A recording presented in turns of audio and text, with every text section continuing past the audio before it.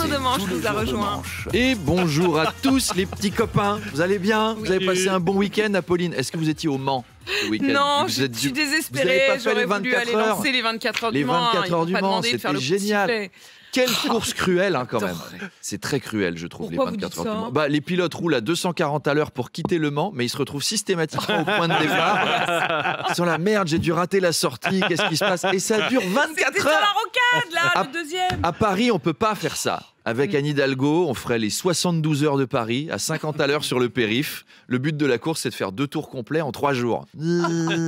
Donc là, on organise une course où des sportifs risquent de se viander à pleine vitesse dans un rail de sécurité afin d'alimenter un réservoir permanent de nouveaux athlètes pour les Paralympiques. Pas mal, non? C'est français. Ah, c'est bossé. C'est français. Allez, tant qu'on parle de fabriquer des handicapés, c'est la guerre. Israël et l'Iran se sont mutuellement frappés ce week-end et Israël a éliminé le général qui commandait les gardiens de la révolution islamique et qui s'appelle le général Salami. Oui. Et c'est vrai que quand on a lu dans la presse Israël élimine le général Salami, ça fait sourire. Israël qui élimine le général Salami, tu te dis l'exigence du kasher va un peu loin. Le général Salami, quoi, c'est marrant, on dirait le nom d'un copain de Manu Le Chypre. Vous savez quoi? On dirait le titre d'une chanson des Charlots. Voilà. Ça vous fait sur un charcutier ou un truc comme ça. Quand je vais à la charcuterie, il y a le général Salami. J'aime beaucoup son magasin, mais sa femme est un boudin. Ça fait très Charlot.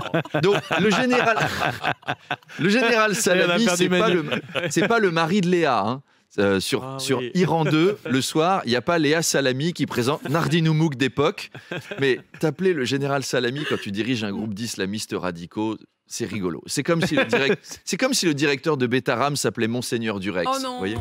Et alors, Israël, on va être sérieux 3 minutes, Israël visait toutes les installations nucléaires iraniennes. Comme quoi, les écolos israéliens, ils sont plus radicaux que les nôtres. Hein. Chez nous, pour lutter contre le nucléaire, ils organisent des manifs, ils s'assoient sur l'autoroute en se donnant le bras. On va faire une chaîne du cœur. Non, Israël, ils font tout péter. Voilà. Dans les dents, Marine Tondelier. Allez, Marine, va prendre des cours de pilotage. Fais-nous rêver. Le ministre algérien de la Communication, Mohamed Méziane, a accusé le Maroc d'avoir volé et de s'être approprié le couscous. Oui. Ça va trop loin. Ouais, le gouvernement algérien, déjà pendant la guerre Israël contre le Hezbollah libanais, leur préoccupation number one, ça avait été: vous avez goûté notre pâte à tartiner? C'est El Modjen, c'est la meilleure du monde. Et ben là, ils nous refont le coup pendant que l'Iran et Israël s'affrontent sur fond de guerre nucléaire. Ils sont là, c'est bon le couscous, hein? Et ben c'est nous en fait, c'est algérien, c'est pas le Maroc. Donc l'Algérie a accusé le Maroc là-dessus. Putain, si on a une autre guerre qui démarre à cause de ça, c'est vraiment naze, quoi. T'imaginez, Apolline, si vous recevez Dominique de Villepin en 2032?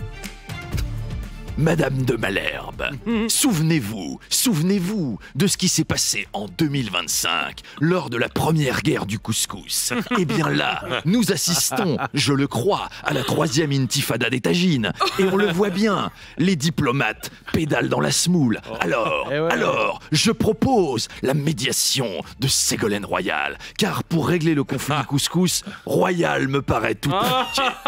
En espérant qu'elle ne fasse pas de boulette devant le général Garbit. Mais j'ai peur, oui j'ai peur, que l'Algérie déclare aussi la guerre à la Bretagne à cause de ces pirates de Tipiak qui eux aussi vendent du couscous. Et alors pendant ce temps-là, les Tunisiens disent nous aussi on fait du couscous mais au poison. Oh toi ça va, au poisson pardon. Toi ça va. Oui je me suis viandé, j'ai pas beaucoup dormi. Ça va, j'ai fait une représentation à Aix, une représentation à Lyon. J'ai vu Kool on the Gang hier soir. Je suis claqué, j'ai dormi 3 heures et j'ai bossé tout le week-end. Alors ça va bien. Ça va. Je vais me refaire un petit couscous pour me consoler. Et alors pendant ce temps-là, à Gaza, on se dit, nous on a faim en fait. On peut en avoir du couscous parce qu'au lieu de nous aider, ils se tapent dessus. Ils pourraient essayer de pas faire des nouveaux conflits. C'est le début des épreuves du bac. Oui. Le plus jeune candidat est un Français de 8 ans. Et c'est votre fils, Apolline. Non, c'est pas vrai. Ils sont tous surdoués dans la famille, mais là, c'est pas Louis. C'est pas lui. Alors, bien sûr, c'est pas Louis. Je suis fatigué, d'accord? Alors, bien sûr, c'est une prouesse, mais est-ce que ça veut dire qu'il est doué ou que le niveau général est très bas? On ne sait pas. Je veux pas minimiser ses qualités, mais c'est devenu plus facile, le bac. Le bac, c'est comme l'herpès. Tu vas au lycée, tu l'as. Voilà. Mon Dieu. Non, pas tous. Mais si, pas tous. 8 ans et au lycée. Qu'est-ce qu'il fout à 8 ans au lycée? On sait pas se servir d'un couteau à cet âge-là, normalement. Et alors, bachelier à 8 ans, c'est la chance d'être chômeur à 9 ans. Je trouve pas de boulot. On est grand remplacé par les enfants chinois qui fabriquent tous les iPhones maintenant.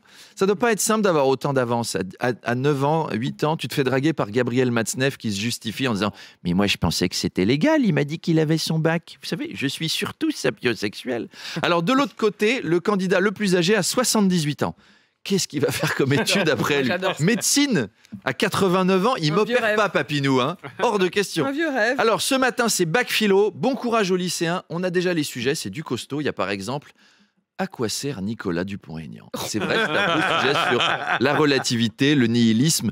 Comment savoir si Édouard Philippe est en colère puisqu'il ne peut même pas froncer les sourcils? Pas évident, hein. Vous avez 3 heures, thèse, antithèse, synthèse. Bon courage les lycéens. À demain, je vais me coucher. Bisous. Merci. Demanche pirate, le face-à-face. Arnaud Demanche est avec nous. Salut Arnaud. Arnaud, tout à l'heure pour le face-à-face à 8h30, mon invité ce sera le docteur en géopolitique qui est maître de conférence à Sciences Po, Frédéric Ancel. Oui, spécialiste du conflit israélo-palestinien. Oula. Oui, aïe, aïe. Voilà, quand on reçoit un spécialiste du Proche-Orient à 8h20, c'est pas bon signe. Hein. S'il vient nous parler de ça, c'est pas pour nous conseiller les restaurants sur place. Frédéric Ancel, bonjour. Bonjour Madame de Malherbe. Alors, c'est bientôt les vacances et si certains auditeurs veulent visiter Jérusalem, je recommande Shehavi, le roi du couscous. Non, il vient pas pour ça. Là, ça sent la 3e guerre mondiale. 3e en plus, hein. Vous avez vu les Bronzés 3, vous avez vu les Visiteurs 3. La 3e, c'est toujours le pire. Frédéric Ancel, il a écrit l'Atlas géopolitique d'Israël. 1837 pages en 13 volumes. Oui, parce que le sujet est complexe. Hein. C'est pas un livre de poche. C'est un livre de poche Orient, à la rigueur. Vous avez dit tout à l'heure, c'est moi les jeux de mots. C'est moi les jeux de mots. Donc, l'Atlas géopolitique d'Israël, dont il doit ressortir une nouvelle version tous les 15 jours. Depuis 3 jours, il est là. Ah bah bravo! Merci les Israéliens, super! Tout mon chapitre sur les relations avec l'Iran, faut tout raturer, faut tout refaire. Putain, mon prochain bouquin, c'est sur la Suisse. Hein.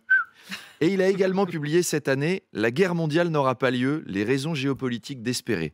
Donc là, c'est même le titre qu'il faudra changer. Il va avoir un été studieux, Frédéric Ancel. Alors après Gaza et le Liban, Israël est en guerre contre l'Iran. Israël, en fait, c'est le pote nitroglycérine. C'est celui qui veut se battre contre tout le monde dès qu'il a bu un verre. Il a dit « l'Iran ! Viens ici avec tes ayatollahs là. Viens te battre si t'es un homme, même si t'es habillé en femme avec une barbe. Et l'Iran, c'était toi qui étais peint en bleu aux Jeux Olympiques. Alors Trump souhaite une médiation entre l'Iran et Israël et il a suggéré que le médiateur ce soit Poutine. Bah oui, qui dit paix dit Poutine. Le Dalai Lama de l'Oural. C'est comme demander à Depardieu de présider le jury de Miss France, en fait. C'est peut-être pas la meilleure des idées. C'est comme si, à sa sortie de prison, Jonathan Daval annonçait qu'il voulait devenir conseiller conjugal. Est-ce que c'est à lui qu'on va demander? Et Trump, qui a aussi montré les muscles ce week-end, il a organisé une grande parade militaire. Il y avait des tanks dans les rues, plein de soldats. Et en même temps, il y a le PSG qui joue en ce moment aux États-Unis pour la Coupe du Monde des clubs. Il s'est dit, moi, on va pas me piller mes footlockers. Si Charles Magnin veut des nouvelles baskets, il ira se les acheter. Et alors, boum, 2 tanks devant. Allez, rendez-vous pour parler de la guerre avec Frédéric Ancel à 8h30. On va se marrer. À tout à l'heure.